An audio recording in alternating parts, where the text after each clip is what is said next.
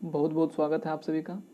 आज से हम लोग भारतीय अर्थव्यवस्था यानी इंडियन इकोनॉमी का कुछ महत्वपूर्ण बिंदुओं को लेकर चलेंगे, जिसमें हम लोग प्रथम अध्याय यानी फर्स्ट चैप्टर को लेकर चलेंगे, जिसमें हम लोग UPSC, state PCS, BPSC, UP PCS, MP PCS, जितने भी स्टेट के पीसीएस होते हैं उनके मेंस और पीटी दोनों को लेकर चलेंगे।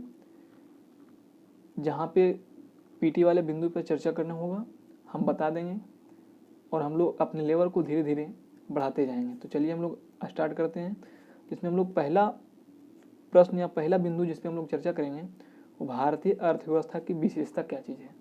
तो हम लोग सबसे पहले देखते हैं भारतीय अर्थव्यवस्था की विशेषताएं यानी फीचर ऑफ इंडियन इकोनॉमी।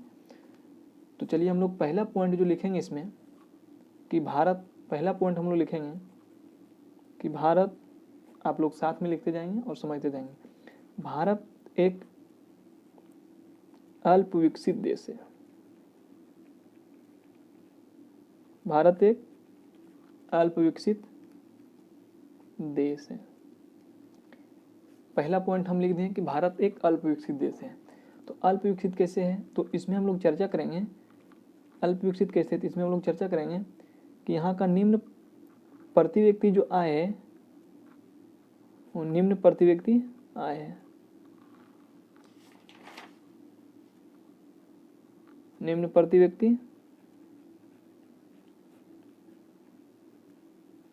आय है। अच्छा, निम्न प्रति व्यक्ति आय होने के कारण यहाँ का जीवन जो कल्याण स्तर है वो बहुत ही कम है। तो हम लोग पहला जो फीचर, ये तो देख लें अल्प विकसित क्यों है और इसके रीजन को हम लोग देखेंगे। तो पहला पॉइंट लिखें हम लोग भारत एक अल्प विकसित देश है। दूसरा हम लोग लिखेंगे कि अल्प विकसित क्यों है, तो यहाँ पूंजी का अभाव है। पूंजी का अभाव है। आप साथ में लिखते जाएंगे कि ये सब फीचर हो गया इंडियन इकोनॉमी का। अब पूंजी का मतलब क्या चीज़ हुआ, तो पूंजी का मतलब यहाँ हो गया मशीनरी, जिससे उत्पादन किया जा सकता है ज़्यादा से ज़्यादा। मशीनरी हो गया, फैक्ट्री हो गया, ये सब चीज़ों का क्या है, अभाव है। तो हम लोग दो पॉइंट देखेंगे कि भारत एक अल्प विकसित देश है, दूसरा पूंजी का अभाव है। तीसरा कारण हम लोग देखेंगे अगले पॉइंट पर अगर चर्चा करेंगे तो यहाँ पे क्या है, व्यापक बेरोजगारी है। व्यापक बेरोजगारी व निर्धनता है।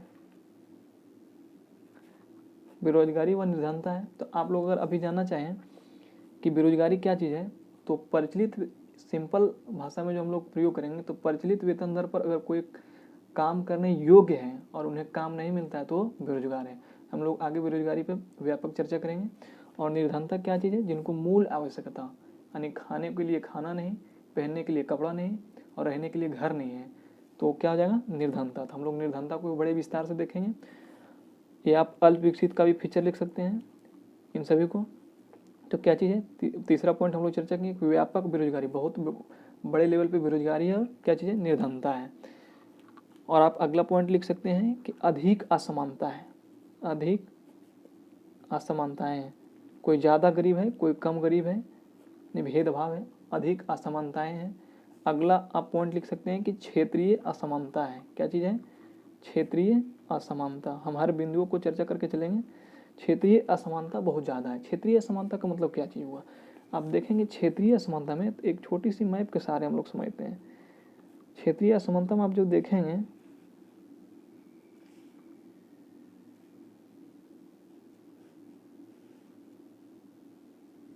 क्षेत्रीय असमानता में आप देखें इंडिया है, तो इंडिया में आप देखेंगे तो ये मान लीजिए यहाँ पे बिहार है, तो बिहार और केरल की मिट्टी में रहन सहन में, प्रति व्यक्ति आय में बहुत ज़्यादा अंतर हो जा रहा है। तो कहीं ना कहीं ये क्या हो गया, क्षेत्रीय असमानता हो गया, ये भी क्षेत्रीय असमानता।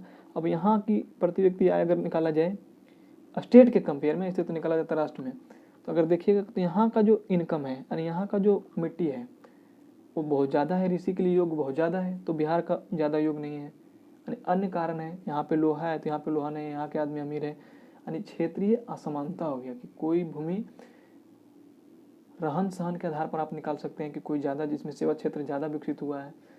तो क्षेत्रीय असमानता को आप समझ गए होंगे। जैसे राजस्थान है तो ये पूरा डेजर्ट एरिया है, तो यहाँ पे फर्टाइल सॉइल नहीं है, उपजाऊ भूमि नहीं है, तो इसको क्या मिलेंगे हम लोग कि क्षेत्रीय असमानता बहुत ज़्यादा है, क्योंकि भारत का क्षेत्रफल बहुत बड़ा है।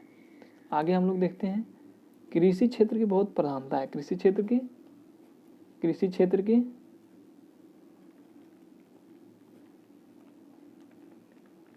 की प्रधानता है। आप देखेंगे कि विकसित देशों में कृषि क्षेत्र की प्रधानता नहीं होती है, वो ज़्यादा से ज़्यादा औद्योगिक क्षेत्र और सेवा क्षेत्रों पर ही फोकस करता है। लेकिन भारत में क्या चीज़ है, कृषि क्षेत्र में बहुत बड़ा प्रधानता है। और हम लोग देखेंगे कि इसमें कृषि के क्षेत्र में ही ज़्यादा होने के कारण बेरोजगारी भी ज़्यादा है, क्योंकि आदमी कृषि के क्षेत्र में ज़रूरत से ज़्यादा लोग काम करते हैं।